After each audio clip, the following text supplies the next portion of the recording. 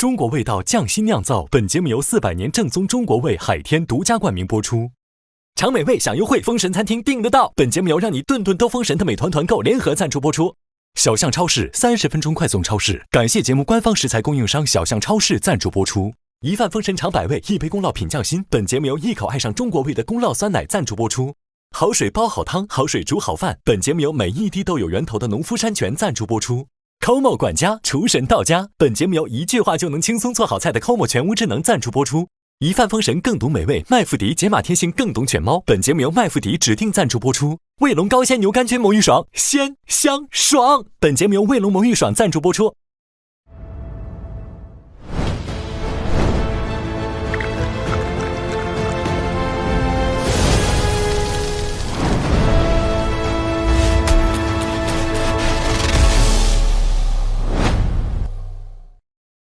中国味道匠心酿造，本节目由400年正宗中国味海天独家冠名播出。尝美味享优惠，封神餐厅订得到。本节目由让你顿顿都封神的美团团购联合赞助播出。新鲜食材天天有，30分钟就到手。感谢节目官方食材供应商小象超市赞助播出。一饭封神尝百味，一杯宫酪品匠心。本节目由一口爱上中国味的宫酪酸奶特约赞助播出。好水煲好汤，好水煮好饭。本节目由每一滴都有源头的农夫山泉赞助播出。本局比赛是大小厨2对2对决战。I think that's the perfect dish. We are stronger. 我觉得这个真的输不了。晋级者是大厨组张文文 Eric Lottie。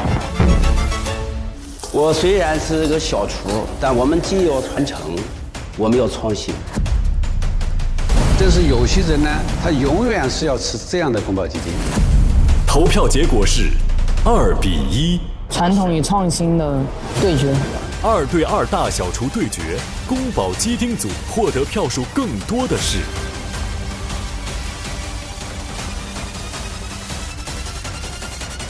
大厨阵营邓华东、黄慧明。恭喜恭喜恭喜恭喜恭喜！大厨阵营邓华东、黄慧明。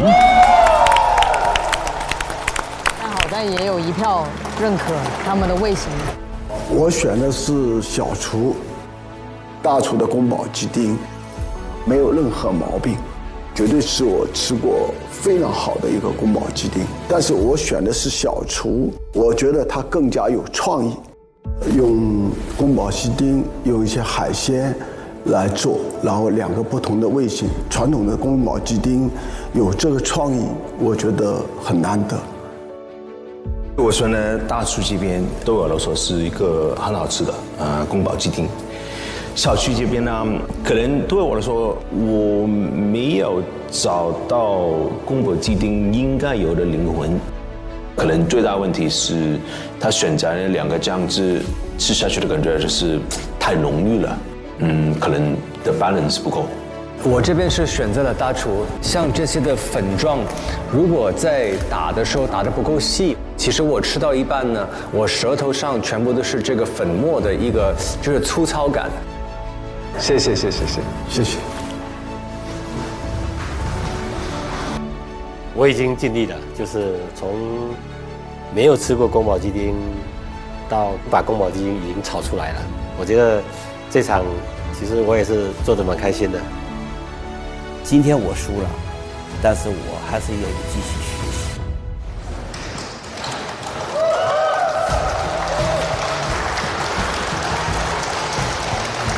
今天我呢，用宫保鸡丁完整的呈现了川菜的烹制方法，更多的让我们的川菜这种味型、这种烹制方法流传出来，让中国人、让大家都能吃到好吃的宫保鸡丁。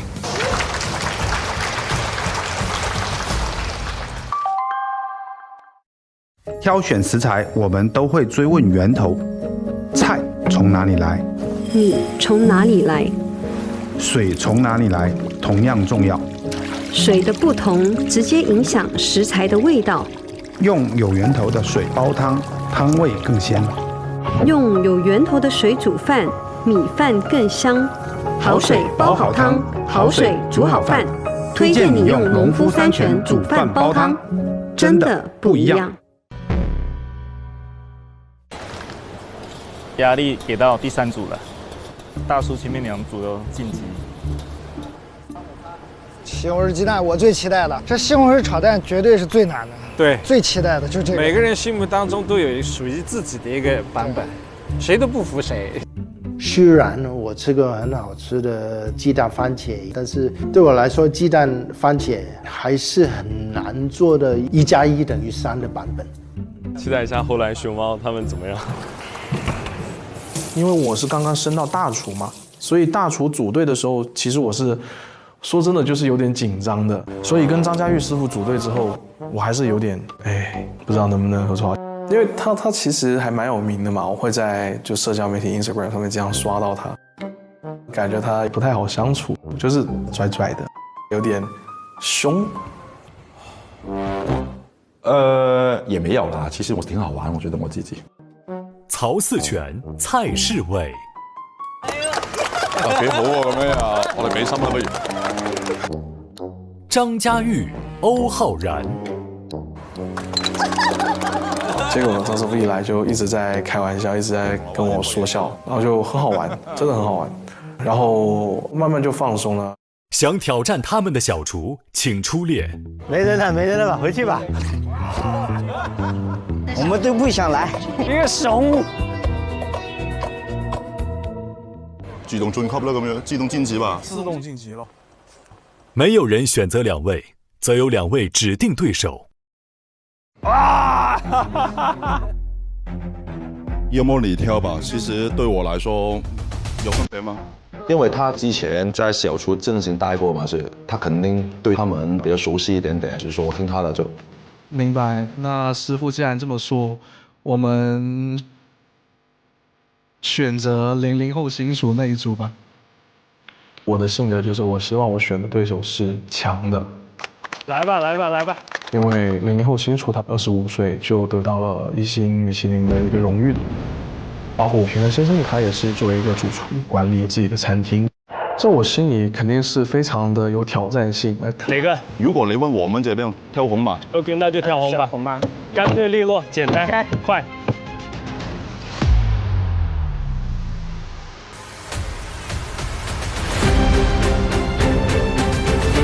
哇！西紅柿雞蛋，100個人心目當中有100個西紅柿炒雞蛋，沒有哪一個的版本說的是對的。那成衣可以炸，可以怎麼樣定型都可以，風乾也行。有趣，好玩，好玩，好玩。我非常愛吃這個菜。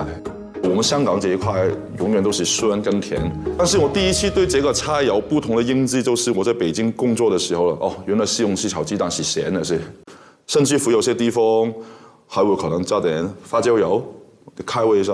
這個是南北的文化差異吧。其實我覺得西紅柿雞蛋這道菜，除了它本身西紅柿和雞蛋之外，就都可以動。OK， 我們現在想法就是頭盤、主菜跟甜品。我覺得這次跟他合作，就好比我以前做一些 4 hand、6 hand 的活動一樣。我不希望你做一個，我做一個，這樣拼出來很沒意思的是。我們想把西紅柿雞蛋分成3個部分吧。他負責頭盤，番茄做主角，雞蛋做配角，我們稱之為獨奏。中間主菜是我們一塊做的，我們番茄跟蛋的比例是一般一般，我們只有合奏。最後甜品是我負責，蛋的比例會比較重一點點，也是我的獨奏了。頭盤你什麼想法現在？頭盤我其實想說做冷的會比較好。歐師傅在他之前帶廚的預組間的時候，我們所有人都覺得他的水平是最好的幾個來的是。第一個想法嘛，是做個 milfoil，然後可能有一層是番茄，另外一層可以想一下，可能青蔥的話，我就用青蔥和雞蛋做一個醬汁。可以是泡沫型，可以是一個擠出來的，像甜品一樣。它在很短的時間以內就可以有很多不同的想法。其實我是撿那個便宜了，這。其實你要不要試一下這個加上去的味道，點一點點試。回去以後了也走運嘛，大家工作跟住的地方也相對比較近，我們就可能每天抽點時間見面嘛。也没多少了。我们在香港待了10天，见了8天而已，也不多也不多。今天来厨长餐厅来讨论一下那个西红柿炒蛋，然后顺便带大家看一下他那个秘密基地，看一下，哇！熟悉之后，慢慢就觉得张师傅真的蛮有意思的，应有尽有。虽然我比他大很多，但是内在年纪比较小吧，还是跟他合作沟通一点问题都没有。再到后面就觉得张师傅真的非常有能力，非常的有条理。他会在我们沟通的过程中把流程做成表，从来没试过这么有准备吧。我对张师傅100%的信任。这个比赛，我不管对面是谁也好，我设计的菜肯定好吃，不可能不好吃的。因为这个西红柿鸡蛋这个东西题比较窄，因为我们是跟2个大厨去比，我觉得我们需要去把一些东西做的要更复杂，味道更有深度。我觉得热的真的是可以做一个正儿八经的西红柿炒鸡蛋，就是很中餐的一个西红柿炒鸡蛋。对，所以我们在第一次我们讨论就已经想好了，我们要做一个小的套餐，番茄炒蛋和甜品。虽然他们很厉害，但是我觉得我跟平衡先生都要加油，我相信我自己可以的。我们会先做我们2人的合作部分，也就是最重要的主菜。这个主菜呢，一共包含3个部分，下面是一个鸡蛋舒芙蕾，中间是一个西红柿酱汁，然后上面是一个龙虾蛋卷。我负责舒芙蕾的部分。它是用蛋面用水煮给它加温啊？那什么意思呢？打一个半熟蛋。它其实就是一个我们说的沙巴用蛋黄加黄油，隔水低温加热，让黄油和蛋液完全融合，激发出蛋香。这个过程我是纯手打，只有手打蛋糊乳化才更充分。与此同时，打发蛋白备用，因为这个舒芙蕾需要打的时间有点久，所以酱汁和龙虾卷的部分就由张师傅负责。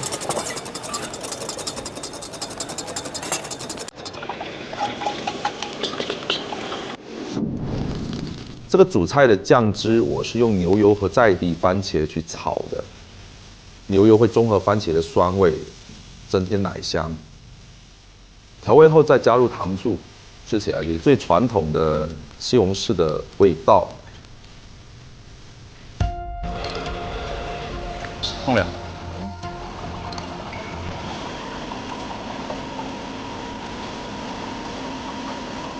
係咪酸啲啊？我覺得唔爽。OK 啊。講，但係好似要鹹啲咯。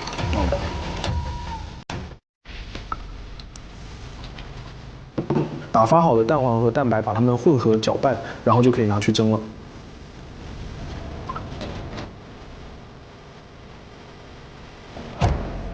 蘇菲已入爐啊！非常好啊！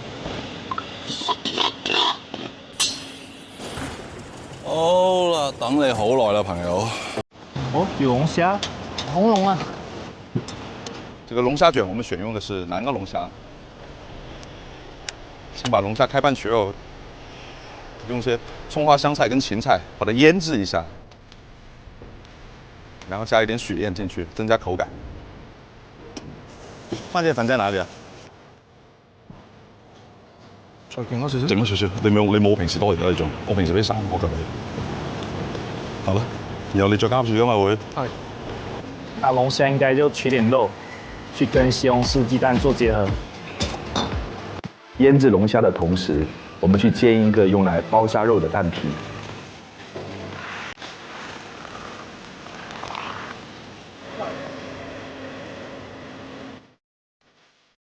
我啲嘢備好就隨時包得噶咯喎，我基本上我整晒嗰啲嘢。好，咁快？呢個包之前再整一下先。卷龙虾我会完全交给欧师傅来做，因为我觉得他做的比我好。他做东西很有条理。龙虾卷我们会给它裹上一层猪网油，这样后面去炸的时候它不会散，且吃起来更多汁更香。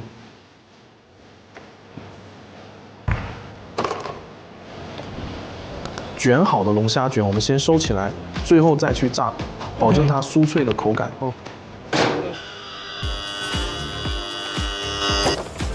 蒸好的舒芙蕾，我们先给它先放冰箱，冷藏定型。小雨，哎，这边咋样了？出具雏形了吗？因为平安先生他的中餐底子可能会比我更好一点，所以说我会让他去主做，后面呢我会去做甜品，像西红柿炒蛋。往往这种过于家常、过于简单的菜来说是最难的，因为就每一个人的心中都是不一样的味道。那我们怎么样去把它做得到最好？所以不要为了创新而创新，我们希望更多的是保留传统。我觉得西红柿鸡蛋最重要的是番茄酱汁的味道。我买了市面上所有能买到的番茄，经过了10几次的尝试，最终挑选了这3种番茄。首先，这个红色的番茄它有很浓的番茄味，但其实它有点酸。那么我们会选择一点比较甜的翠绿番茄去平衡它那个酸度。那么还有黄色呢，会提供一点点类似于水果的那种味道，我觉得很好。我是用制作意大利面酱的方式来制作这个番茄酱汁。这个番茄汁最难的就是把握味道的平衡，因为其实每一天来的番茄味道多多少少会有点差别，包括它的成熟度，今天买的、明天买的可能还不太一样。那么就是要尝一下，然后按照一定固定的比例再去调试一下味道。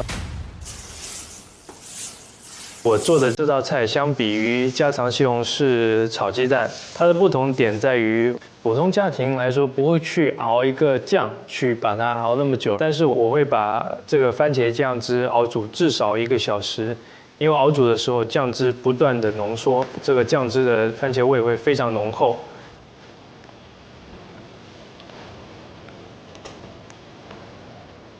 再来一点点盐。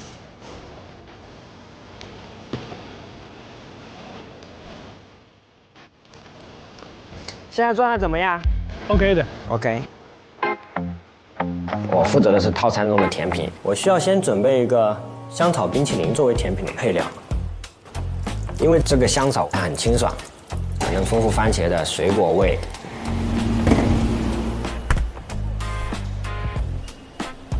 甜品里面的番茄的话，我会做一个番茄沙拉，搭配了一点百香果汁和橙汁，增加了水果的复合风味。鸡蛋呢，我选择了用蛋黄制作一份蛋奶酱，这样蛋香和奶香的结合，搭配番茄的水果味是很和谐的。我会加热到85度，让酱变得更加浓稠，口感更好。他们说是冷菜吗？冷菜有冷有热，冷的放进去了，那是热的。哦，杜师傅，哎，这边怎么样？他刚还弄了几块蛋卷。接下来是我们的独奏部分，我负责头盘，是一个西红柿的拿破仑，需要准备很多东西。哦，那是小番茄。小番茄我会先给它泡话梅水去抽真空，抽到味道进去之后，放烤箱去烤，这样它会有爆汁的口感。然后有越南迷惘春卷，需要把它炸脆之后，再撒上番茄粉，起到一个拿破仑酥皮的效果。再准备一些炸蒜片和炸罗勒。酱汁我准备了2种，有一个香蒜番茄的蛋黄酱和一个香葱油的蛋白酱，然后还会有一个用番茄醋和番茄粉做的奶油。这道菜的核心元素就是番茄。塔塔，他做的是那啥拿破仑，你要怎么整啊？我的独奏是一个甜品，制作蛋挞。欧师傅给我出个主意，在蛋挞里面加一个超浓缩的番茄糖浆，再盖上鸡蛋液去烤。这样烤完的蛋挞一口咬下去的时候，那个番茄一瞬间在你口腔都爆发出来了。我们先烤2个试试。番茄蛋挞，这个是 OK 的。40分钟了。我要做鸟巢了，我用蛋清做了个面糊，把它制作成鸟巢的形状。这个鸟巢是我甜品的外壳。鸟巢这个东西是需要一定的手法跟一定的精细活，而且一定的速度。他们在烤什么？脆片吗？应该是用来做个什么形状的？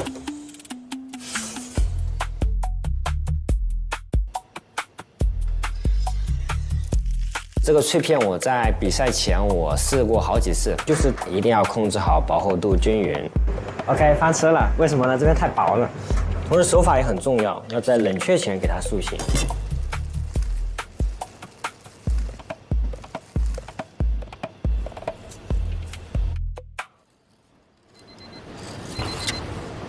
要拿哪个？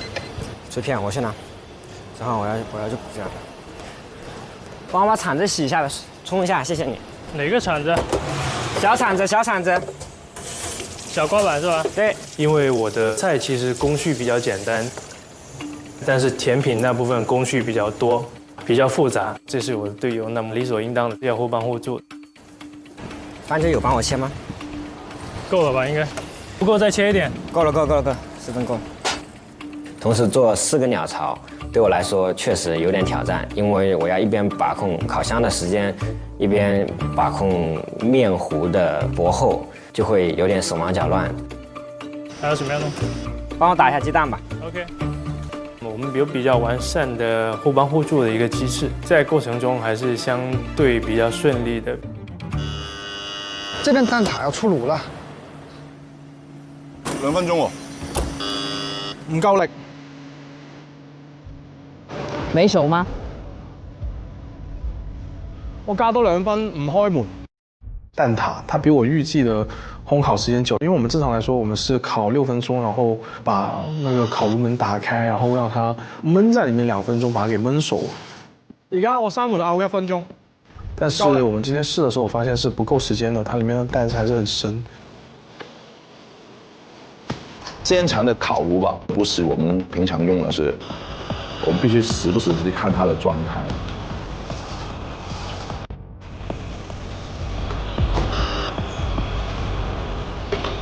點啊？咁樣攞住唔標，我唔得嘅。等我，你擰一下你就先，鬆咗少少，跟住。哦 ，nice。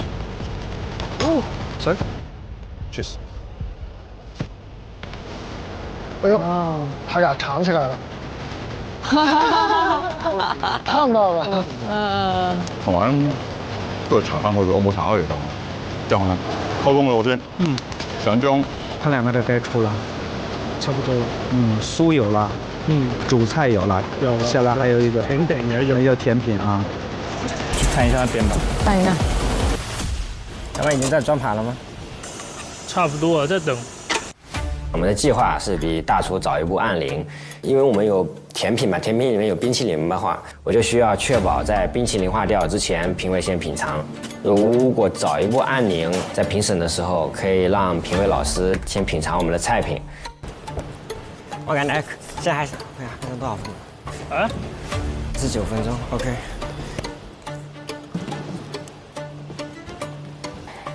我感觉可能要过夜蛋，完全动不起来在那边。这个吗？对。拿给我。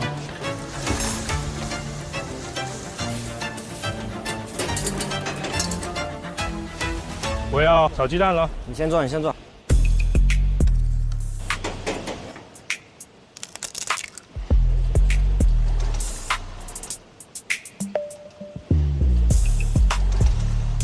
我自己比较好奇，他们怎么提升鸡蛋跟那个番茄的互动？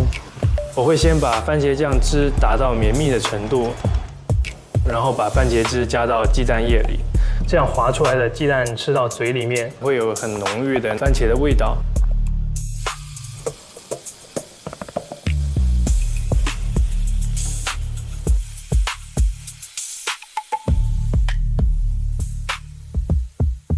西红柿鸡蛋组还有10分钟，最后10分钟我们基本上是烤蛋挞，炸那个龙沙，与此同时热酱汁，欧师傅去组装他的头盘。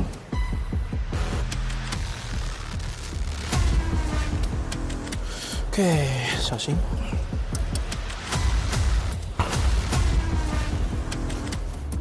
两边都差不多了，小厨那边看着也要装盘了。对了，你也摆吧。OK， 那我开始了。我选择了五常大米来搭配，因为西红柿鸡蛋是一个很传统的下饭菜。最后装盘，我撒了一些自制的番茄粉，让这道菜从上到下都充满了番茄的香味。这小厨有机会，番茄炒蛋。最后就是甜品的组装，我用番茄沙拉做底，中间铺上香草冰淇淋，上面是淡奶酱，最后在顶上撒了一些脆米，丰富口感，又撒了一点自制番茄粉，增加一点番茄香味。你好了，我就直接按铃，你跟我说。好了 ，OK， 可以了，按铃。好，上，搞得我好紧张啊！听到这个，说实话就有点着急。这个拿破仑还是比较费时间的。你说服你搞了没有？没看。看时间，说服你搞了。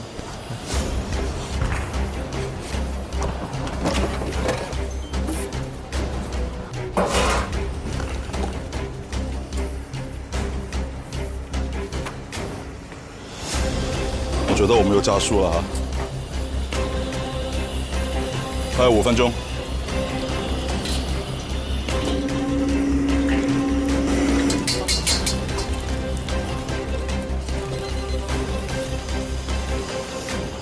还有7分钟。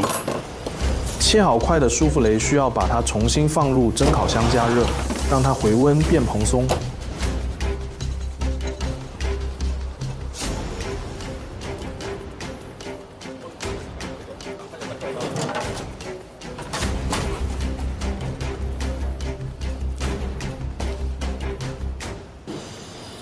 得我等你梳乎你梳乎你唔到乜都做唔到。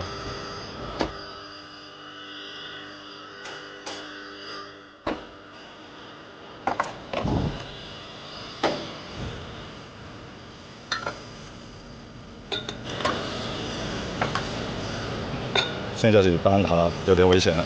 为什么？怎么了？3分钟啊嘛，现在还等2分钟啊，刚刚好时间，多1分钟都没有啊，兄弟。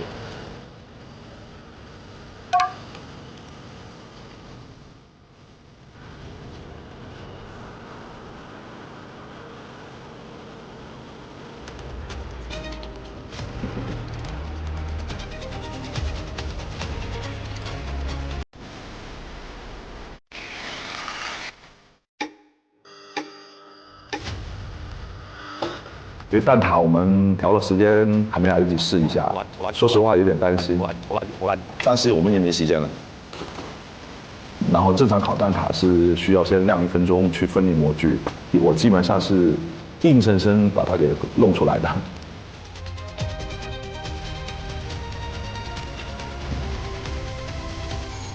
呼呼，好，我話同你頭先一嘢落個退熱咁簡單 Oh my god！ 加油加油加油加油！这2组都很强，这小厨有机会，他那个特别还原，番茄炒蛋很接近我们记忆中的经典那个味道。彦斌啊，你看他这个经典菜做了，看着很厉害。要是你做，你有信心打败他吗？我觉得这道菜已经是经典中的经典了，所以说我不希望说做太多一个创意，我希望说做一些微调整、微创新。他已经摩拳擦掌了。这家餐厅你去吃过吗？你觉得彦斌能不能赢？去过，之前托朋友才订到位置，他跟彦斌的风格不一样了。你去过，为什么不带我？我自己可不好定啊。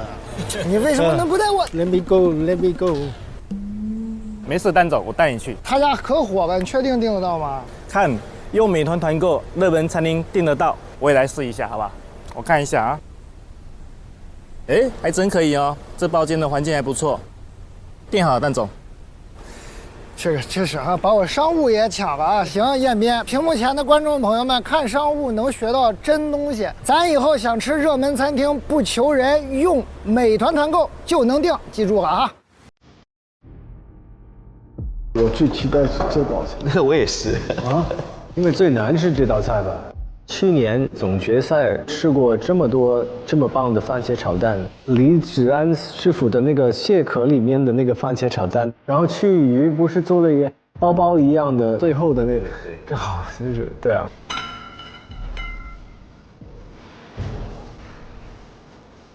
不行，一波。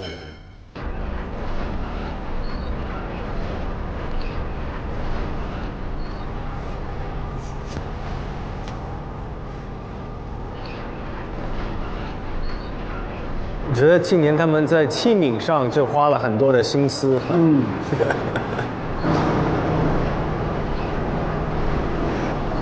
哦 ，OK。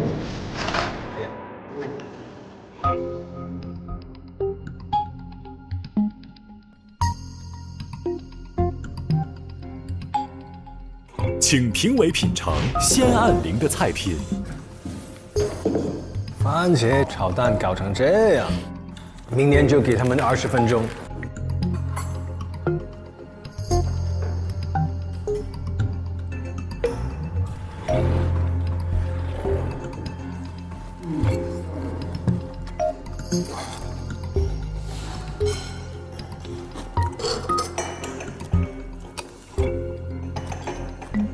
甜品做得特别好，口感啊，应该有脆的，应该有奶油的，应该有鲜的，应该有滑的，全都有了。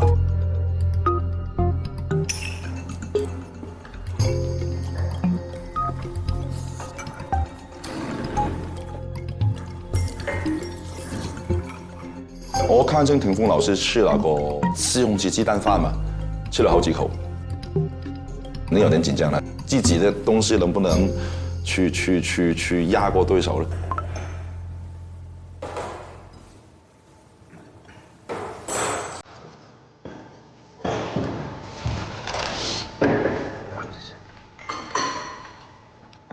是喝的嘛？这个，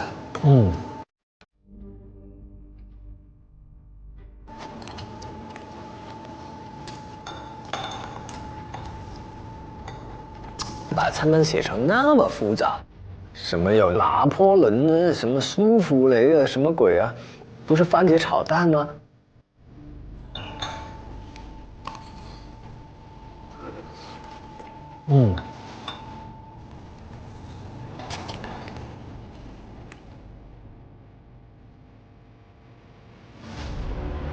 请各位评委进行投票。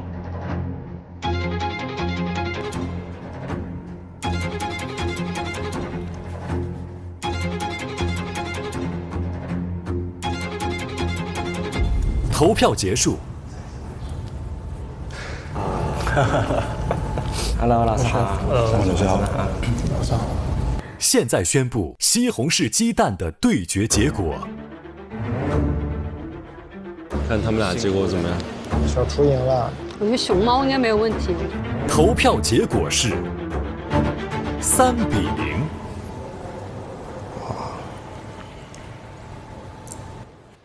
3-0。碾压式啊！来吧，3-0啊！那肯定是大厨。获得票数更多的一组选手是小厨啊，这次一定要进一个。你是小厨吧？大厨的，这绝对的。大厨阵营：张家玉、欧浩然。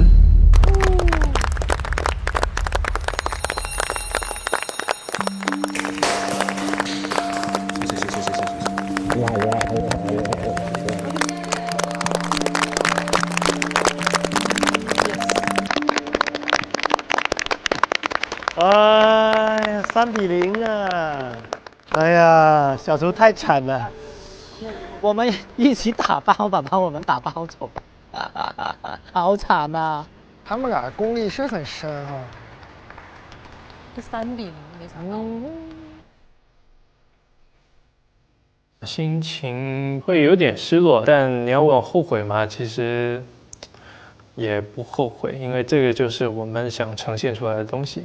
虽然很遗憾，但是接受现实。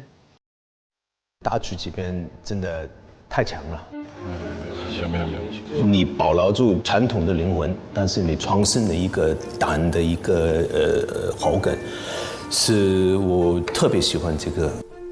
小厨这边呢，问题在你番茄和番茄酱分离了，你煮的番茄有一点点脆的。最好的番茄炒蛋是一种统一的。哎呀，我补一句，我觉得你俩很优秀了，对手太强大了，所以这2个是很讨厌的。主要是那时候没得选了。没有。大厨这边实在是太有经验，太强了。我们经常说创新，但是创新不忘本，而你们创新的这个点子刚好就是非常高级。这个虾的这个底味儿是让一个这么家常的一个这么朴素的一道菜可以把它拔高，我觉得是非常非常聪明的一件事情。谢谢。哦，谢谢老师，谢谢老师，谢谢。那给您说新厨挺可惜的，年轻厨师很有想法。来吧，放这吧。其实我们做的这行，像我这种年轻人，可能每天都是4、5个小时在一线，每天赚不了多少钱，然后也在纯为爱发电。你的刀全部寄去那边了吗？没有，在我的行李箱里一直没拿出来。哦，我生活是真的了，真的。因为我觉得，真的是没有太多精力去，真的，就应付一件事情已经很耗精力了。经常被我女朋友骂。啊，你还有女朋友啊？我还你都结婚有小孩，我还不能有女朋友吗？就是做我们这种厨房，太要花太多时间在做菜或者做这件事情上面。我们餐厅其实负担不起我的高工资，我1年可能也就攒钱去其他好一点的餐厅吃个2、3回，对，去长见识。但短期的一些高工资好，一些福利待遇好，一些诱惑也好，可能不是我现在想要的。我只希望自己能一步一步的去成长，这是我能坚持的一件事情。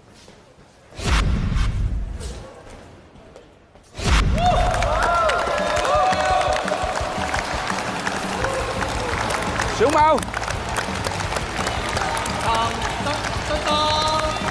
哎呦，恭喜！辛苦了！没事。坐。熊猫才是逆风翻盘的一个版本。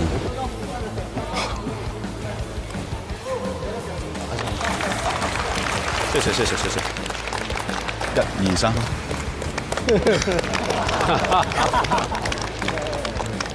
我觉得今天大家的表现都非常不错，充分表现了自己的厨艺水平。看来今年大家的餐厅有更活、更难定了。哇，3-0，大厨3连胜了，小厨有点压力了。小厨啊，这次一定要进一个。麻婆豆腐有几个要素，麻辣香酥烫。我觉得做麻婆豆腐最主要的还是源头的食材，所以我从麻婆豆腐食材的源头下手。我跑到贵州找辣椒，又到四川和陕西去找花椒。最后跑到郫县去找豆瓣酱，最后我带了3种花椒，用了不同年份的豆瓣酱调和口感，再加牛骨汤炒好的豆腐和我家乡云南的乳牛杆菌炒了啊，我放进去了啊，还有来自除草家乡的河豚白子，以此诠释麻婆豆腐这道菜的滑嫩质感。麻婆豆腐代表着烫，它一定是热的，那反向去解析它，我想到就是冷。我就想到了麻婆豆腐应该去配一个冰粉，我去解一下的辣。而且麻婆豆腐一般要配米饭，但是我们没有配无常大米，因为我是做西厨的，我想做一个烩饭。我对我们的菜是很有信心去战胜他们的。来，我扔过来，你把它接住啊！哦，帅呆了！那我觉得就是我们煮了，对我们是一个团队，让我们达到共识是非常非常重要的。而且我们还请教了邓师傅，10000遍不离其中。首先是把辣、烫、鲜，因为麻婆豆腐的要素里有一个鲜嘛，所以除了嫩豆腐，我们还用家里面的回鱼去做了一个鱼豆腐，突出麻婆豆腐的鲜。对于辣这个要素，我们用了一个闽北的辣高汤，烧制当中先加入豆腐和牛头方，最后再加入鱼豆腐，这样鱼豆腐才不会老。出锅我会撒一些张荣从他老家找来的花椒粉，然后我们把豆渣做成一个豆酥，我会来炸这个豆酥。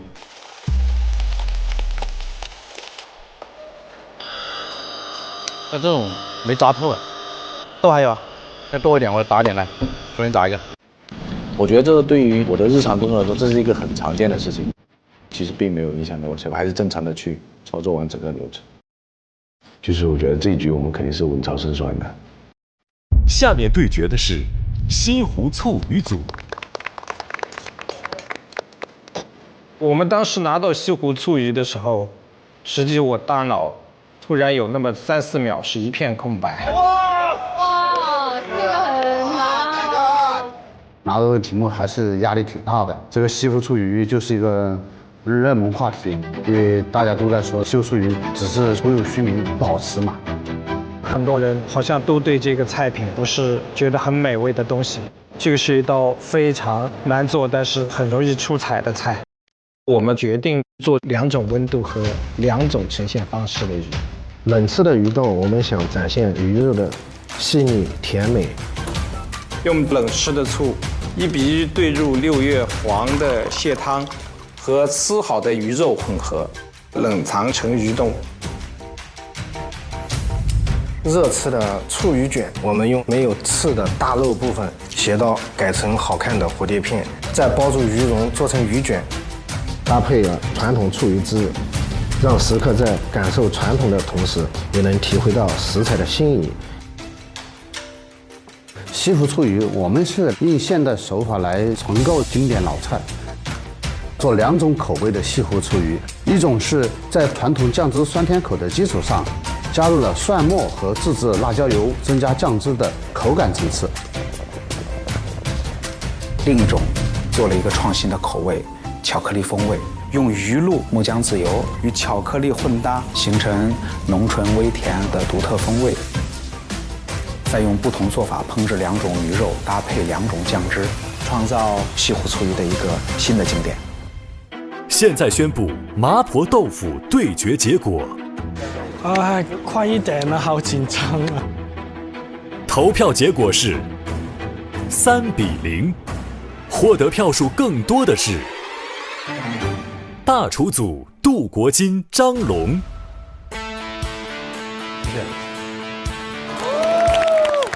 可以啊，他这个厉害，这一场打得厉害。小队长应该是赢的，我觉得他肯定赢的，他如果输了，其他人就没了。小厨这边呢，我觉得可能你的麻婆豆腐这的麻可能有一点多了。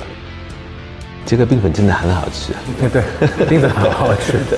如果你就拿这道冰粉就把他们干掉，谢谢。又是大厨，哎，小厨太惨了。下一局绝对小厨赢。获得票数更多的是大厨阵营苏华、王刚。谢谢。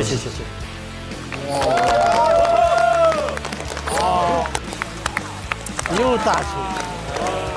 我选大厨这边，其实第一口我就感觉这是功力很深的厨师做出来，因为这个酱汁超级平衡，鱼的做的熟度是刚刚好。耶！西湖醋鱼一定要做好去腥，我用的是3年陈的海天花雕酒，酒精度有16度，酒香味特别的醇厚。非常适合腌制、焖炖留香，以及煸炒临锅边增香，能把鱼肉的腥味彻底带走，还能把酒香融入到肉里面去，香味是从里到外透出来的。想做出正宗的中国味儿，还是用地道的老办法，这样才能把经典的香和润做到位。现在大厨已经进了10个人了。我觉得小厨会团面，这个也太碾压了吧！太刺激了，很少呗，这样那么高啊！完了，咱们这边一个都没上去，怎么能一组都没赢呀？没想到差距会这么大，士气都没有。在前面看见那么多大厨都晋级了，谢，耶！我觉得我们是不是要冷了？没人能够晋级了。港厨，你是潜力股，必胜！加油，必胜！听到大家为我加油，我觉得我们要为我们的小厨争一口气，赢多少分没有关系，能赢就好了。我看小厨还是有点危险哦。Evan 其实很厉害，在香港基本上那些高级大餐馆全部都是老外，他是差不多唯一一个华人主厨，拔了米其林1星和1把刀。如果你要说香港很有个人风格、很成熟的厨师，我要说就是 Evan。Sandy 他是小生大成功的小厨里做菜的头几名，所以他们的功力都很好。两边都是广东选手，大碗这个 OK。这个狮子头我挺期待的哦。狮子头有很多空间做个人的版本啊。我觉得狮子头其实是一个不同地方都有自己风格的菜。最常见的做法是红烧和清汤，不同方法没有说是对还是不对。但是最紧要就是吃下去那个口感跟味道，吃狮子头应该是松松的，有肉汁啊，不柴啊，这个是狮子头一个很标准的答案。在我的了解，狮子头它是一个肉丸呢，比较大，肉质是最特别，所以我觉得保留跟尊重的传统经典菜是最重要的部分。这个变化可以好大。我们觉得经典菜没有什么东西是不能改变，既然我们已经走到这里了，对吧？总需要有些人去对它做点什么，把这个舒适圈给打破。这次比赛我们一定会赢的，放心吧。我觉得他们都是有实力的，但是我们有信心。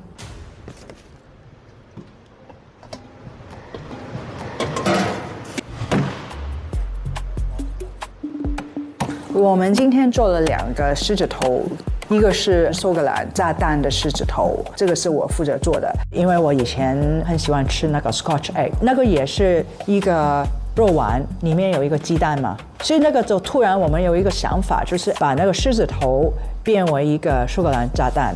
另外一个是新加坡的肉骨茶的狮子头，这个是刘师傅负责的。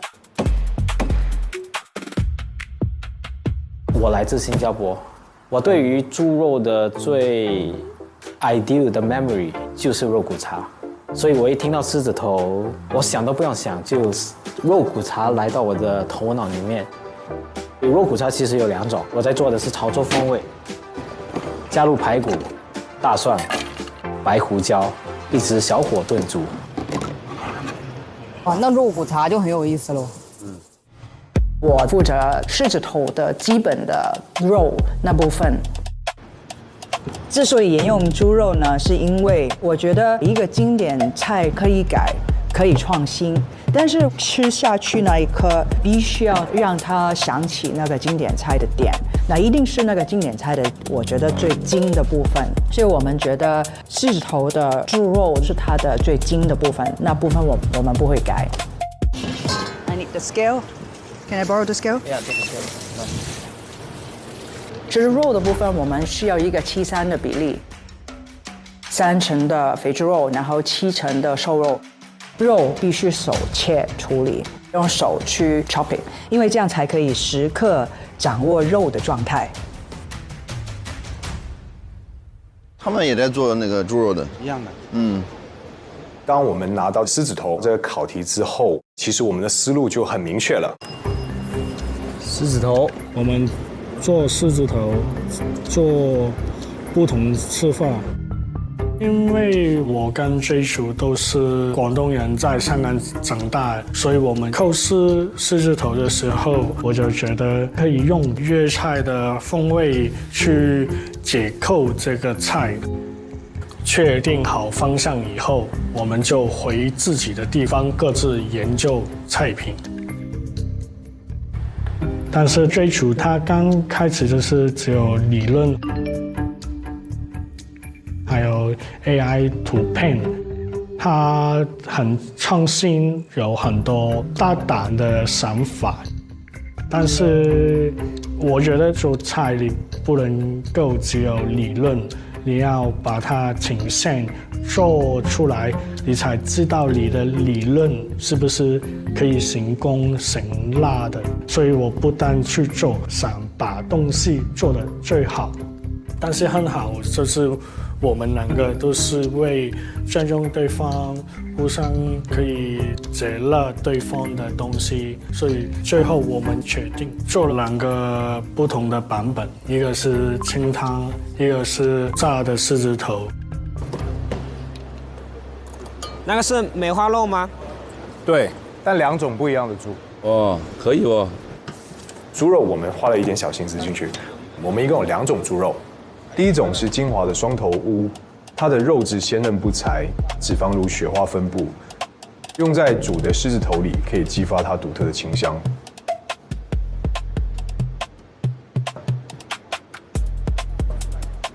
第2种呢，我们是用了宁乡花猪，因为宁乡花猪呢脂肪的含量会比较多一点，我们用在炸狮子头里，它的脂肪会被高温激发出来，达到一个外酥里嫩的口感。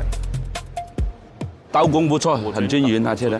狮子头我觉得最重心就是一个刀工，一般是要先切成薄片，再切成细丝，最后切成那个石榴粒大小的一个肉粒。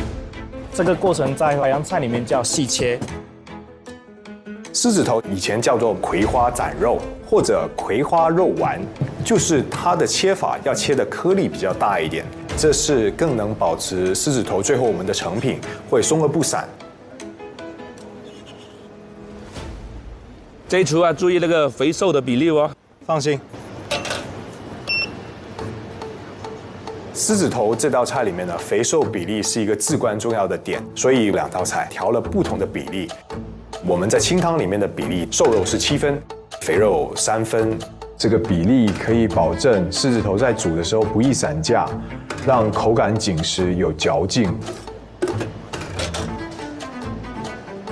酥炸的那部分，瘦肉是6分，肥肉是4分。多一点肥肉可以让狮子头口感更加细腻多汁。它比例控制得非常精准。最初去测2个狮子头的猪肉，我就去把那些狮子头的辅料去准备给它。2个狮子头里面呢，我们都有配不同的蔬菜。在清汤的部分，我们配了春笋增加口感。炸的狮子头因为比较油腻，所以我们加入更多蔬菜综合。我们放了冬菇、莲藕、马蹄，我们还加入一个特别的配菜——梅山咸鱼，非常传统的广式的一个调料。炒熟后的咸鱼丁，咸香浓郁，可以中和猪肉的油腻感。哦呦，好香哦 ！Let's do it。所有配菜处理好以后，我们就把配菜和肉一起放入搅拌机面去慢速搅拌。这个过程是为了让肉粒之间产生微妙粘连，方便后续狮子头成型。现在看2边步骤都很像啊，2边都是西餐嘛，说实话，大家理解都应该差不多的。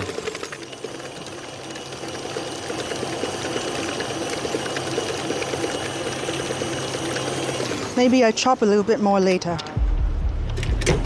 It's still very watery. Huh? Still very watery. It's not like the normal pork that I. 其实比赛的猪肉是在当地市场买的，跟练习的时候的猪肉还是有一点点分别的。You got more pork or not? Yeah, but it's weird. Very weird. Maybe I chop it a little bit more. It's very watery. 这个猪肉含水量大，我只能继续剁碎，后续再加淀粉调和。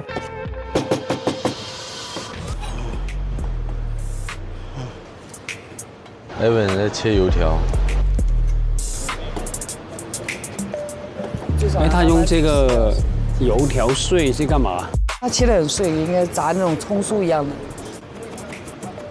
因为传统的狮子头肉馅里会加油条提升口感，而苏格兰炸弹又有一个脆壳，所以我们就想说创新一下，用油条碎做苏格兰炸弹狮子头外面的脆壳。另外，我们秉着不浪费的原则，把肉馅剩下的肉皮切成丁，炸到酥脆和油条碎搭配在一起，增加口感和风味。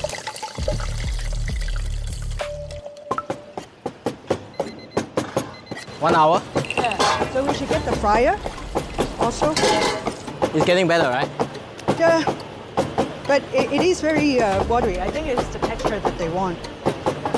那个时候开始就有点紧张，因为这份猪肉是我和刘师傅2道菜的主要食材，我很担心因为猪肉耽误我们的进度。You just focus on the meat first. Yeah. Take care of the rest. 猪肉有一些问题的时候，其实 Chef Evan 也是一直跟我说，就是专注做那个猪肉，其他的我去做。I start to get all the oil ready in case.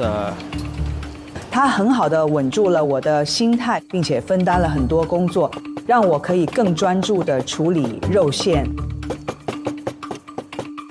How long is this? 30 minutes, the eggs? Okay. Let's get all the things, normal things out. Evan 他就是会玩的。就是在厨房做工，每天有很多你想象不了的问题。当然，这个是比赛，慌张也没有用吧，就是安安定定的去做完它就好。我们要 work together， 就是一起去做这个比赛。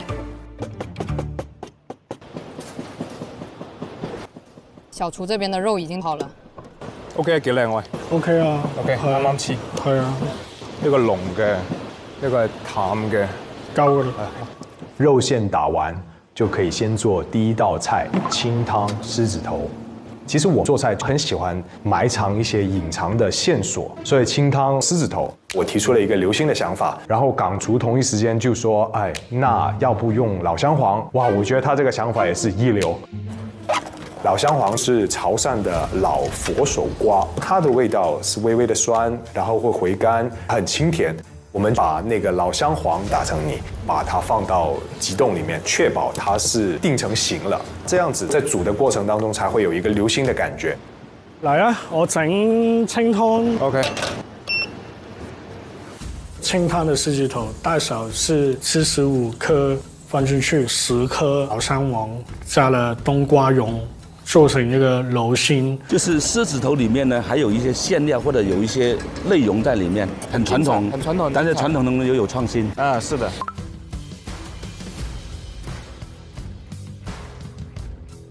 清汤狮子头，我们做了一个老火的清汤，放了很多不同的干货海美，还有烟熏的火腿，增加它不同的层次。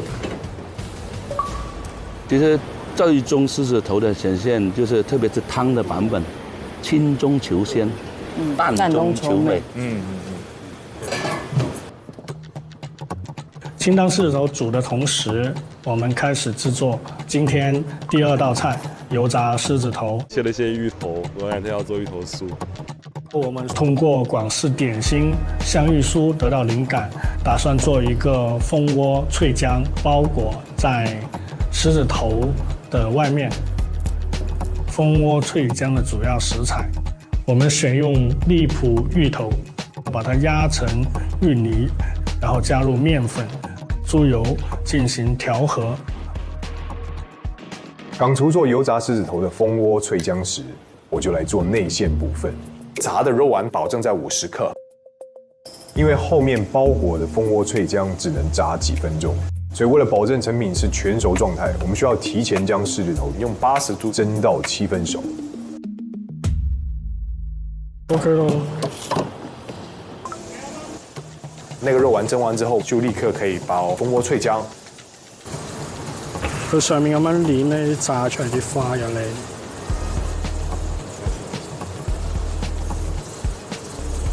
正啊，絕對正啊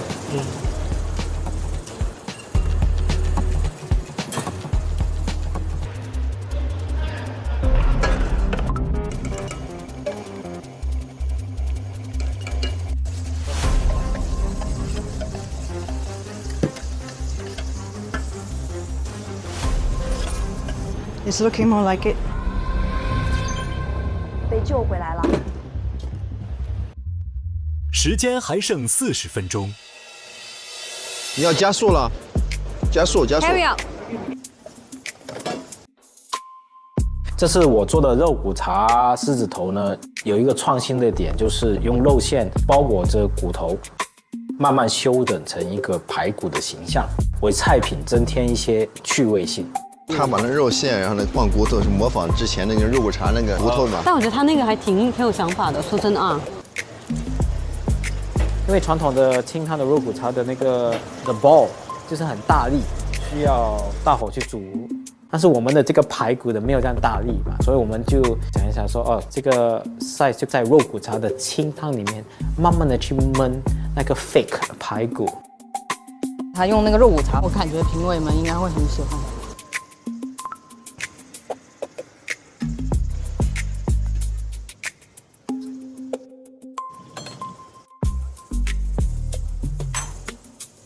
苏格兰炸弹的狮子头其实是比较难控制的，我用的那个鸽鸡蛋比较大，这就增加了制作难度，需要更多的肉把它包起来。它不是全熟嘛，它的蛋还是会更软，更难控制。哦，它那个狮子头外面用油条碎。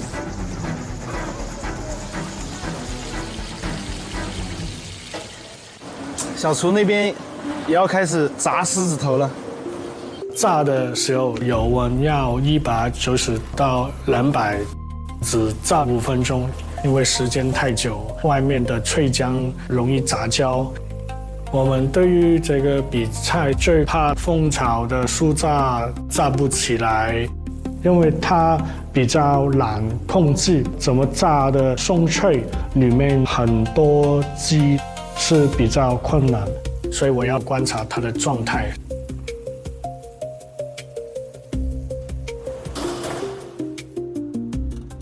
得唔得？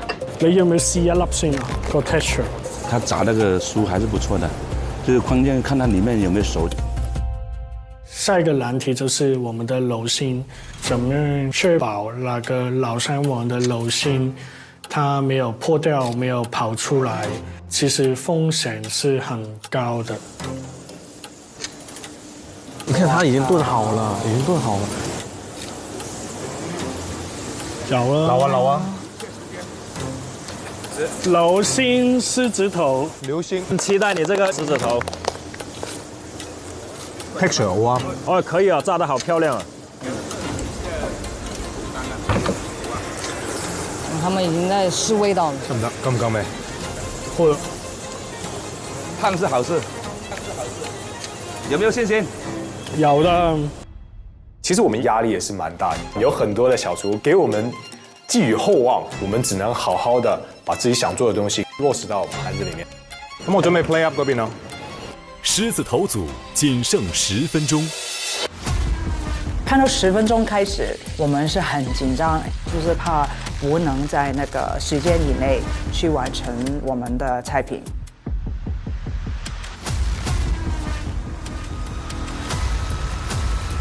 小厨都快结束了。清汤部分做了清汤狮子头的杯底，放一些脆米在狮子头下面，增加口感。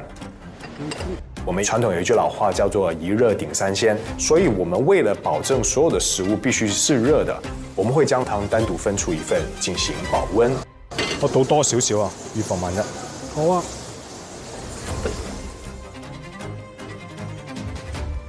唔好炸啦，都 OK 嘅。咁咯，我撳鐘喎。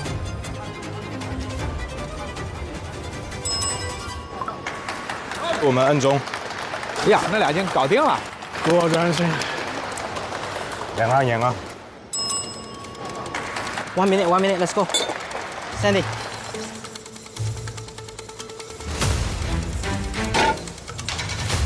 加油啊 ！Turn off the fire. Take out one.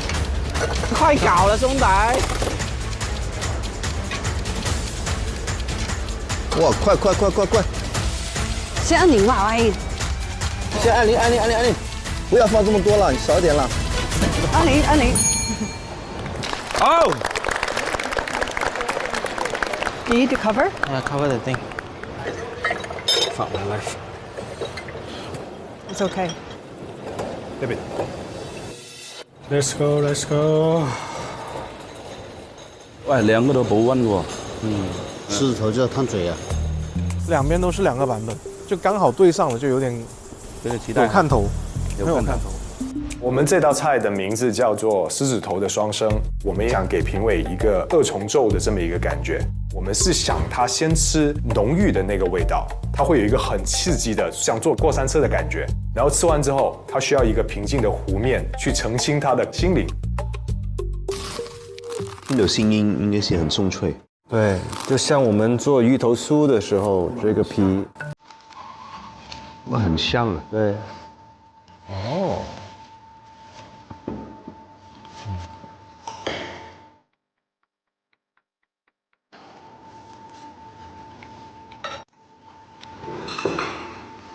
用一个玉龙丝的皮来做狮子头，我觉得好聪明，因为看着还挺像传统狮子头的这个颜色跟质地。狮子头的关键就是肉的比例，我觉得它处理得很好，吃下去的时候会觉得里面的口感很丰富。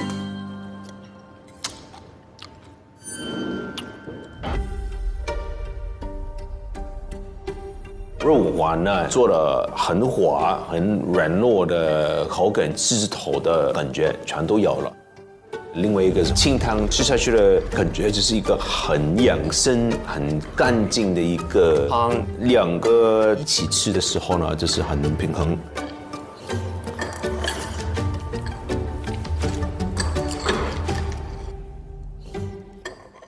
这个炖的狮子头里面呢，加了一个潮州的老姜黄，一般是泡茶，很难想到就入菜。中间那个你吃到甜味的就老姜黄。哦，有点像那个枣泥一样的。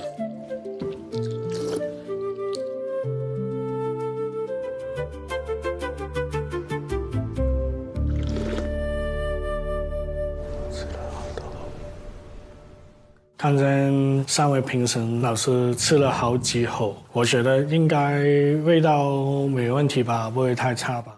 请评委品尝后岸陵的菜品。我们都是从我们两个厨师的故事跟背景做的狮子头。我们想三位评审看到菜品的时候，他觉得这个好像不是狮子头，但是吃下去马上知道啊，这个就是狮子头了。应该是肉骨茶吧，这个。对。肉骨茶的热汤特别重要，在一个比赛的这样的场合，它放在保温杯里面倒出来是冒烟的。我觉得这个好细心。它是白胡椒底的肉骨茶。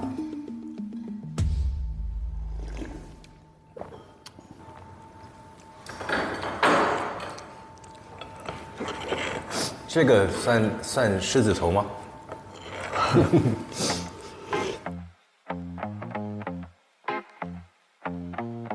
把肉末去捏到像排骨一样，这个方式挺有意思的。新加坡的肉骨茶蛮有创意的，让你感觉了清炖，但是清炖有它本身的个人风格也是不错。这鸽子蛋可以，是有爆哈。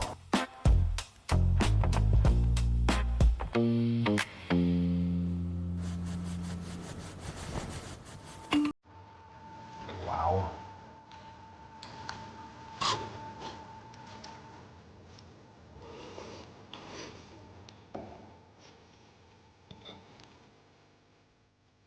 在外面看的时候，其实那个时候是很紧张，没有特别的，好像表现说不好吃、好吃，不知道他是怎么去理解我们的菜品。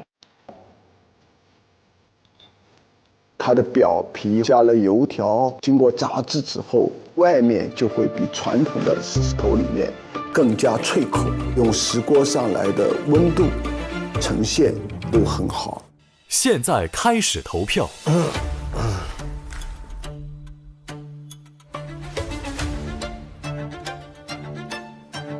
看好哪个？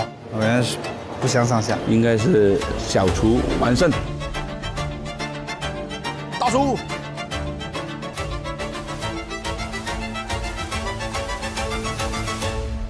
投票结束。Hello。现在宣布狮子头对决结果，投票结果是3-0。哇，碾压喽！大出赢，3-0应该是大出赢。这一出，获得票数更多的一组选手是小厨，基本上大厨。我觉得我们完成了2个菜品，我都是满意的。我们要赢他们，不想给小厨组丢脸。小厨组特务 J 厨，港厨潜力股。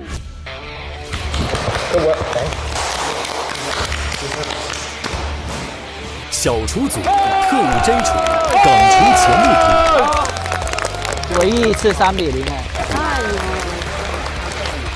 对我来说，为什么我投了小厨这边呢？因为大厨这边，我觉得肉里面呢可能差一点点肥那你吃下去的感觉呢，不是我很想要的很滑的一个口感。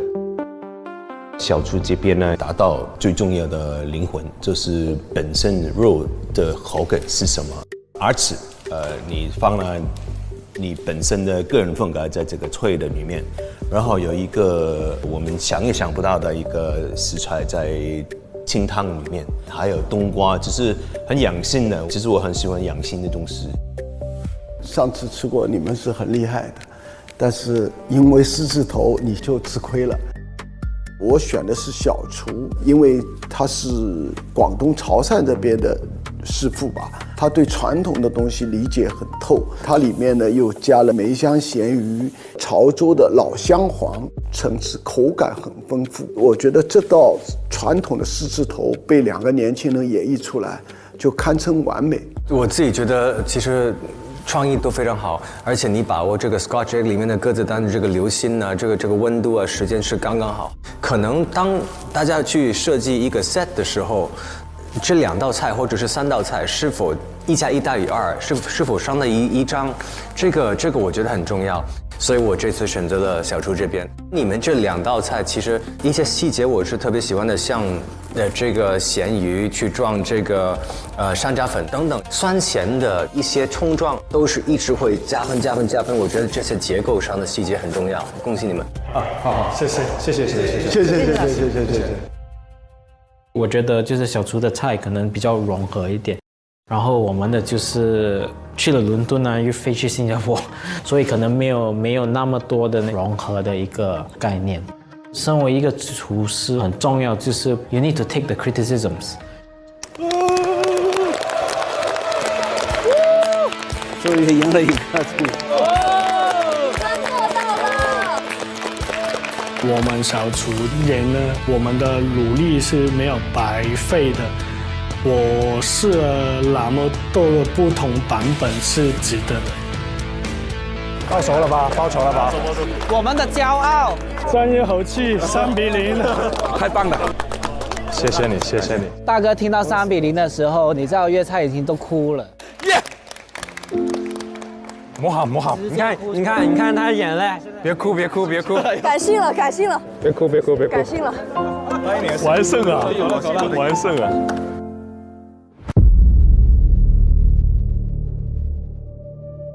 这一组好看了，红烧肉的对决。我们一会儿要选什么调料？我觉得我们在挑战红烧肉，所以要选一款比较好的酱油。你有什么推荐吗？推荐，那我就一定要推荐这个海天的大师红烧酱油。这个酱油怎么样？它是专门为红烧菜系列调制的，它有独特的搪塞工艺，上色特别的红亮好看，不发黑不发苦，而且还加了甘草的配方来调和。冰糖和甘草的搭配呢，自然回甜，形成一种独特的复合风味，能够让这个红烧肉咸中带甜，甜而不腻，口感顺滑，层次丰富，这样子颜色跟味道就都到位了。好的，我们就选择它吧。好。红烧肉这一道菜是全世界都是很喜爱、很有魅力的一个食材。做法大同小异，需要完美去发挥出肥猪肉的魔力，做到让人一看都会饿的一道菜。我觉得做到那个效果，其实是最重要的。因为我是做西餐的，所以我主要负责把肉处理得干净漂亮。梅姐呢，则是负责处理红烧肉的配料。传统的红烧肉，我觉得它有一个最大的缺点，就是猪皮下方紧邻一层厚肥膘，它的油脂性太大。我就想到说是怎样去保留这个红烧肉它的胶质感，但是不想这么油腻，所以选用的是一个甲鱼的唇边，模仿成猪皮跟它的油脂的那个部分的胶质。但是裙边是没有连在肉上面的，那不分解。那你要怎么做到连在一起？我是用了西式的方式，抽真空的技法，让它把肉用很高压力的让它粘合在一起。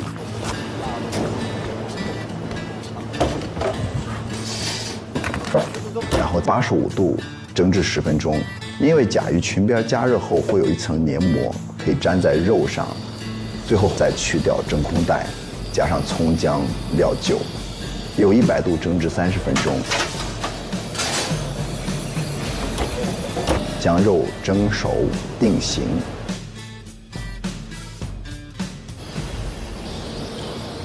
因为红烧肉它是一个米饭杀手，所以我要蒸一锅米饭。但是我会觉得这个米饭它代表了什么呢？它代表了这种清甜，所以我加了那个海天的白醋，一点盐跟糖去提鲜，就让我们的那个米饭也可以尝到鲜度。然后去跟我们的这个五花肉那么重口味的一些菜，去达到一个平衡的状态。我觉得大厨煮的红烧肉一定就是会做一些巧妙的搭配，但是红烧肉它会把味型做得很好，那小厨呢，我觉得他一定会稍微放开一点。哎，斌哥，我看他那里食材还挺丰富的，有蟹，有个瓜，但是我看他也有用猪肉啊。我们今天并不打算用猪肉来做五花肉，我们对传统的红烧肉进行了一个创新。红烧2个字没有什么挑战性，肉，我们就从这个肉开始去解析。红烧肉，红烧这个味型其实已经被定得很死了，所以我把重点放在了肉这里。它不一定是大众认知的一个猪肉嘛，这个不是肉的红烧肉，但是你外观得跟红烧肉一模一样，做出它的样子。对，我就是想要去挑战一些跟传统认知不一样的。为什么说红烧肉一定要有猪肉呢？是不是？我要做一块海鲜的一个五花肉，我会用花椒工来模仿猪皮，它的口感比较爽脆，比较像猪皮。切好的花椒工给它用生抽上色，让它更接近猪皮的颜色。扇贝吗？那白色的，好像代替奥黛，那肯定是要做一个组合。我用奥黛来仿这个肥肉部分，奥黛跟肥肉口感真的是很接近的。你看，它切的比较方正，它做那个五花肉那一层油脂。那么这个瘦肉部分，我选择用松叶蟹的蟹肉来代替它。蟹跟红烧肉搭配，挺那个天马行空的。因为蟹肉跟瘦肉一样有丝状和纤维感，但是呢，光用松叶蟹不行，因为松叶蟹的肉比较嫩。干贝，所以我就在里面加了一个干贝丝，加进去的时候，那个口感就很接近那个瘦肉了。它应该是把蟹肉当成是像红烧肉那个瘦肉的地方，但是怎么把它固定？哇，用猪网油了，它这个应该是要包起来了。对，它可能就是把它，要不然就一层层，要不然就整个就包。对。因为我们五花肉正常是有2层肥的，在包的过程中，我还刻意是一层奥黛是比较厚，一层是比较薄，就最大的去还原我们五花肉的一个口感。好牛啊！是做回一个象形的五花肉，用不同的海鲜组成。真的脑洞大开了，像不像五花肉？因为上一次他做那个是生腌那个虾嘛，对，这次五花肉有想法。怎么小辣椒那边看着也在煮五花肉？我觉得小辣椒它猪肉应该是用来做酱汁，熬出那个猪肉的香味，然后再去煨这个海鲜。哦，我要用这个猪五花来炒一个红烧肉汁，因为我们的海鲜五花肉是没有肉香味的，那这个汁就必须有足够的肉香。我在里面加入了我做的一个汤底，因为我用了大骨汤还有猪蹄嘛，所以它就会有着很浓烈的猪肉香。搭配猪五花炒过之后，肉香味就会更足。你觉得他们会加辣吗？我觉得应该会，辣味的红烧肉的话比较特别一点，更解腻，而且我做的这个肉汁儿是川味的，它不是特别甜，我就不喜欢那种负担很重、很腻的口感，所以我进行了改良。然后这个肉汁儿我是给它小火慢炖，这样出来的香味会更醇香。对，他们会不会准备白米饭？如果这次能配白米饭，我觉得很加分。因为我们做的是一个海鲜的红烧肉，所以它不像我们传统红烧肉那么有油腻感，所以我们就没有去配米饭这种碳水类的，反而是配了一块素的冬瓜。因为冬瓜会出水，破坏原本酱汁的风味。这个汁我炒了2锅，第一锅是给咱那个红烧肉浸汁儿，然后第2锅是给冬瓜浸汁儿。你做几颗啊？我估摸着能够做出个10颗、8颗、10颗，可以，还不错哎，我觉得可以吧？像一块肉。它就是。你包了几个啊？怎么啦？包了几个？没有你的份的。为什么？没时间了。对，可以的。可以。我们去看看那边吧，看看他们到什么味道。支持一下机器人先。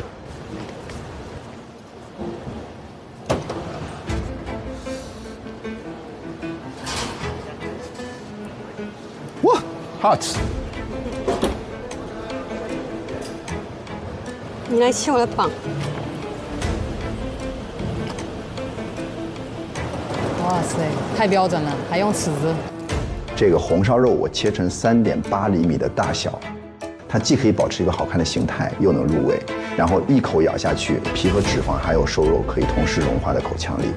最后，为了保证它更牢固一点，我们也采用了东坡肉的一个做法，就是用稻草去捆绑。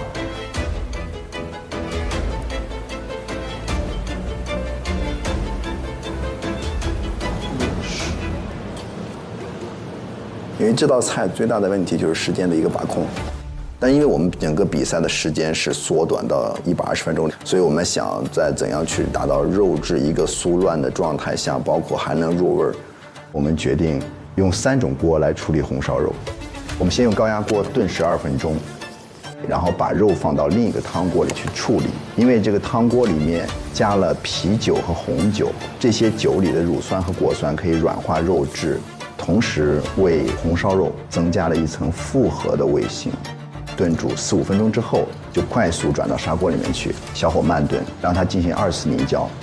通过这3道工序的加工，红烧肉既可以软烂入味，又会拥有绵软的胶质感。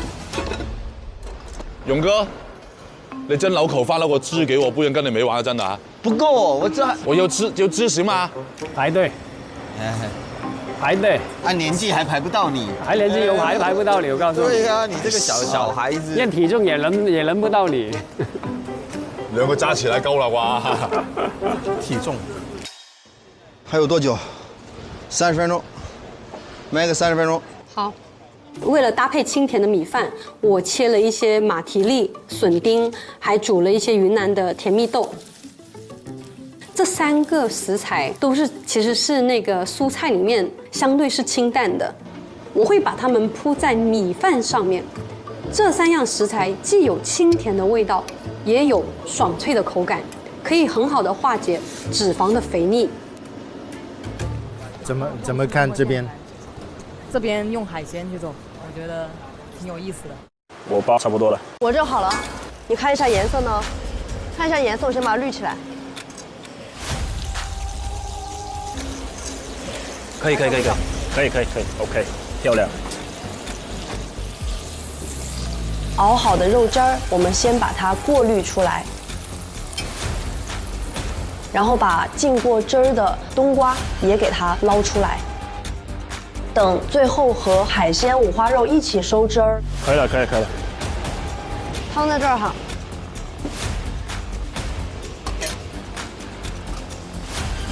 闻到香味啦，好期待！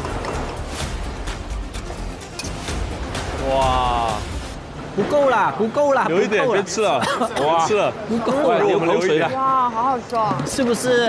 尝不尝一尝？想来尝。好吃吗？好好吃，我让我来点饭。对面有饭，我就扒一碗嘛你。梅姐，你们的米还有吗？你要蒸好的没蒸好的？给我舀点米饭好不好？吃啊！我们做的太香了，忍不住了，自己先干起来了。你过来，给他一口吧。管饱管饱。多来点。你们都饿了，不能浪费，不能浪费。这真的有点过分了。哎呀，小辣椒太松弛了，我也想我这么松弛。还有12分钟，刚刚好，肉差不多了，我来收汁儿。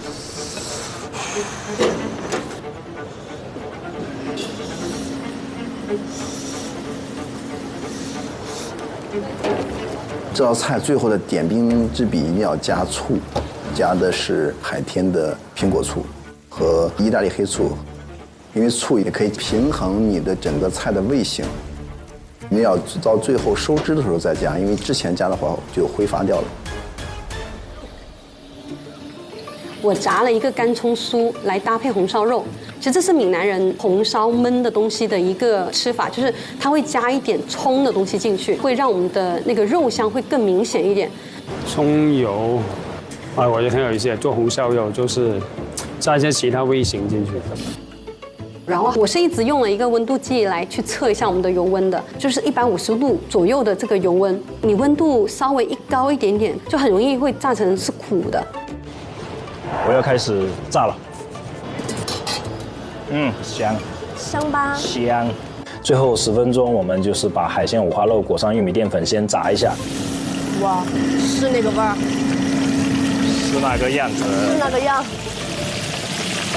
对了。再用熬好的肉汁去给它收汁儿。这块肉的妙点就在于你细嚼之后，海鲜的味道被带出来，有很明显的味觉冲击感。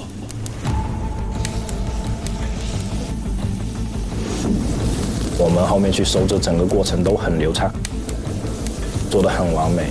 做完之后，我觉得是很满意的。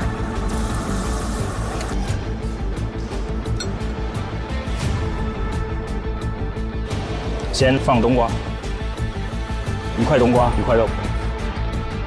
我们还要准备一个手指柠檬，它会更清新，口感更丰富。然后再加上一点点泡的青柠，整体比较素雅一点。一下就这样看了。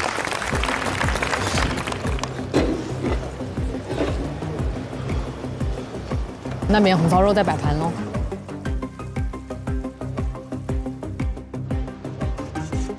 你先稍等，我把那个葱给摆一摆啊。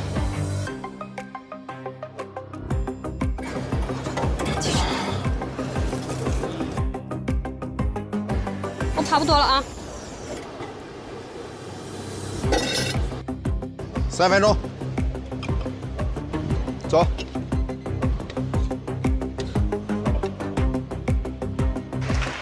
来，可以了。精彩，这两个都做得很精彩。红烧肉，其实我觉得挺有意思的。对，家常菜。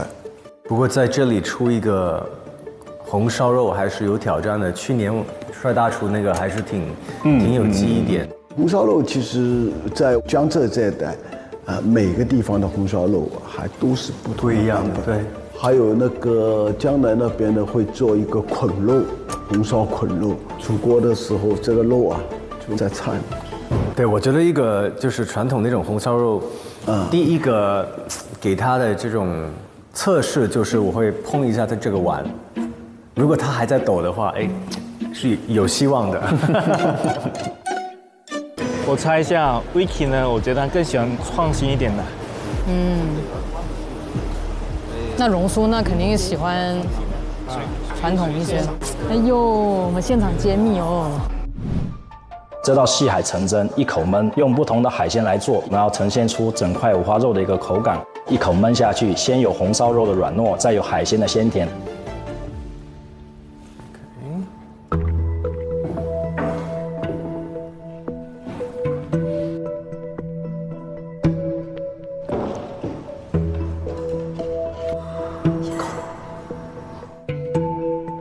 我们一直想要告知评委说，这个必须得一口吃才能有这种五花肉的层次感。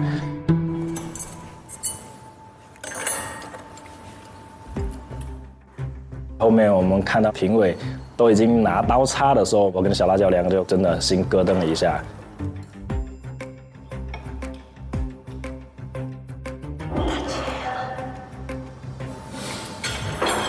什么？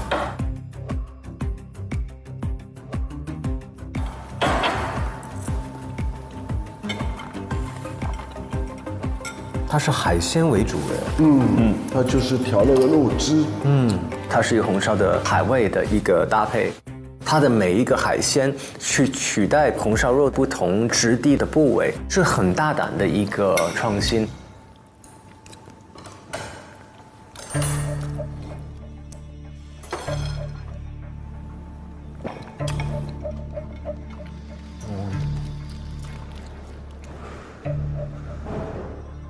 请评委品尝后岸林的菜品。哇！在传统红烧肉基础上做结构创新，保留味型的情况下，迎合健康饮食，让年轻人无负担地爱上红烧肉。哇！一看这样的方式就开胃很多，我自己觉得，哇！我觉得这个汁要来一点点吧。好。第一眼，它的呈现方式很好，绿色和红烧肉的酱色形成了一个对比。这个看着香哎，拿出来的第一眼就让你有食欲。这个就是捆了，对，捆过哈，对，这个你可以退了，啊，哦对，这个要碰一碰，哎，喝个。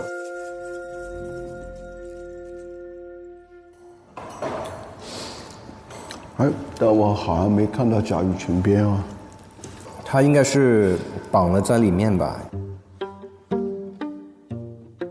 3位评委在吃我们的菜品的时候，一直在找哪一块是甲鱼的裙边。难道是在米饭里面吗？或者哪里？我觉得这是蛮有意思的一个环节。上面，对，应该猪肥那部分就是应该是甲鱼混裙边吧。这个。你看，哦，就这里，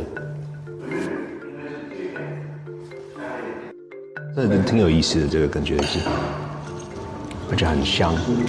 他做了一个我很喜欢的甲鱼裙边在上面，或者本身应该有的猪皮口感啊，做得好到榕树的猜不到这个是不是猪的本身一个猪肥。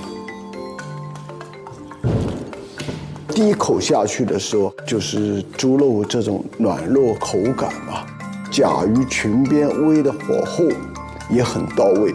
当时还没吃出来是甲鱼的裙边啊，这道菜真的是把一道家常菜做成了不寻常。馅。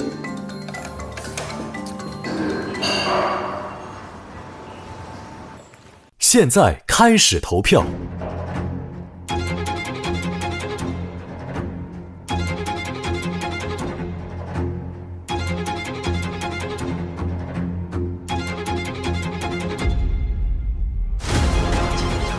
我就一直在喘气，我就非常紧张。因为那个菜是我和青州都觉得比较完美的答卷。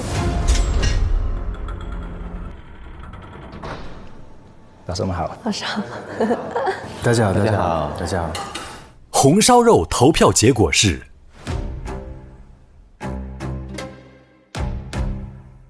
2比1，2比1，应该是2比1，2比1。这局应该是2比1。3比0。3比0。3比0。3比0。哇！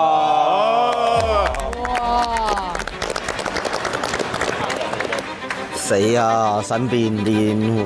获得票数更多的是红烧肉大厨。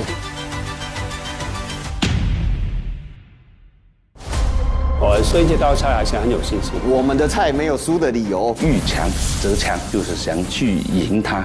获得票数更多的一组选手是小厨、小厨、大厨、大厨曹世全。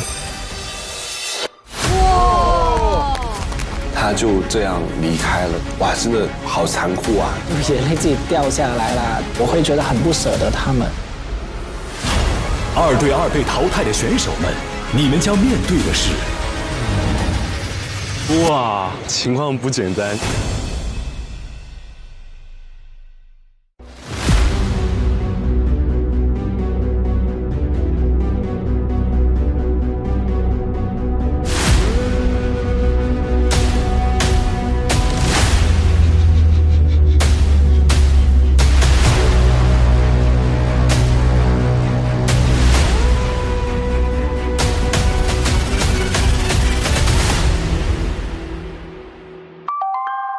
大家好，我是张佳玉。内地朋友港剧看很多，都知道剧中的角色晚上回到家，家人都会来句要吃咩吗？今天就用海天的大师红烧酱油来给大家做这道赤肉王炒沙子面。要用到沙子猪生面、洋葱丝、银芽、葱端、韭黄和白芝麻，还有薄盐、生抽、雪里糖和这道菜的点睛之笔海天大师红烧酱油。首先我们煮面。这道菜最讲究的就是酱香和施加感了，先加生抽、糖，最后加入海天大师红烧酱油，搅拌均匀。它是大厨工厂，酱香醇厚，红亮不发黑，能够充分的提升菜品的鲜香味。这道赤肉王炒沙子面就完成了。最后向大家推荐海天的这款大师红烧酱油，120天原晒正样，酱香醇厚，酱身糖式工艺，红亮不发黑。不止炒面，红烧菜系用它，在家也能轻松复刻节目同款菜。每周3、周4来腾讯视频看《一饭封神》第2季，12点 SVIP 更新 ，VIP 次日12点抢先看1周。每周5 12点 SVIP 惊喜加更，看更多正片未播精彩内容。每周6 12点 SVIP 更新会员专享衍生一饭小馆，畅聊正片幕后。每周日精彩衍生一饭家常菜，看大厨教你做家常菜，更有各种精彩花絮不定期放送，不定期惊喜直播等你解锁。中国味道匠心酿造，本节目由400年正宗中国味海天独家冠名播出。尝美味享优惠，封神餐厅订得到。本节目由让你顿顿都封神的美团团购联合赞助播出。小象超市30分钟快送超市，感谢节目官方食材供应商小象超市赞助播出。一饭封神尝百味，一杯宫酪品匠心。本节目由一口爱上中国味的宫酪酸奶赞助播出。好水煲好汤，好水煮好饭。本节目由每一滴都有源头的农夫山泉赞助播出。Como 管家厨神到家，本节目由一句话就能轻松做好菜的 Como 全屋智能赞助播出。一饭封神更懂美味，麦麸迪解码天性更懂犬猫，本节目由麦麸迪指定赞助播出。卫龙高鲜牛肝菌魔芋爽，鲜香爽，本节目由卫龙魔芋爽赞助播出。来一瓶万益蓝小蓝瓶益生菌，吃喝封神好搭子，本节目由万益蓝 Wonder Lab 指定赞助播出。一饭封神正版授权小游戏，加入一饭封神小厨神，秀人间烟火气。一饭封神2联合微博发起多地文旅送食材上一饭封神活动，多地文旅官微热爱美食的朋友们都积极投稿参与，十分感谢大家的喜爱与支持。一饭封神2联合微博发起一饭封神2观后感活动，上微博搜索一饭封神，进入话题页参与活动，将有机会解锁精彩福利，快来分享你的追踪观后感吧。我认为能够体现一切中国特点的饭菜都是宝藏。中国太大，地理环境、民族、气候有太多的不同，造成了千差万别。努力地品尝到更多的味道，这就是一个打开中国食物宝藏的一个过程。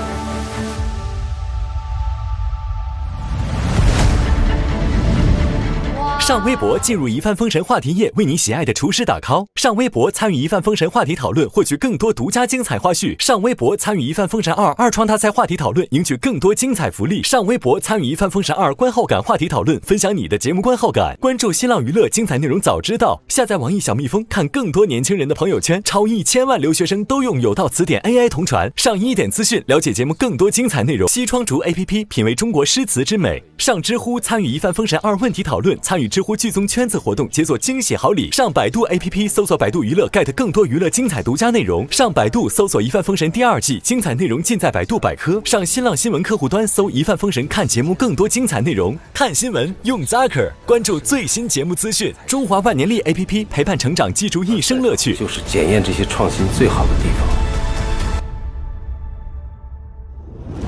一帆风神它更像赛会制的比赛。哇，这是什么？这是要干什么？一个厨师在这个场地里，他都容不得半点差错。黄豆酱需要一个 OK 泵。喂，着火了！一点点失误，可能你就往前走不了了。不好意思，你的结果是出局。这个结果反而是我不能承受的结果。上微博参与一帆风神话题讨论，分享你的节目观后感。更多节目精彩资讯尽在新浪娱乐微博综艺、新浪综艺独家社交媒体平台微博，首席合作媒体新浪娱乐、微博娱乐、微博综艺、新浪综艺。你的结果是录取。对吧？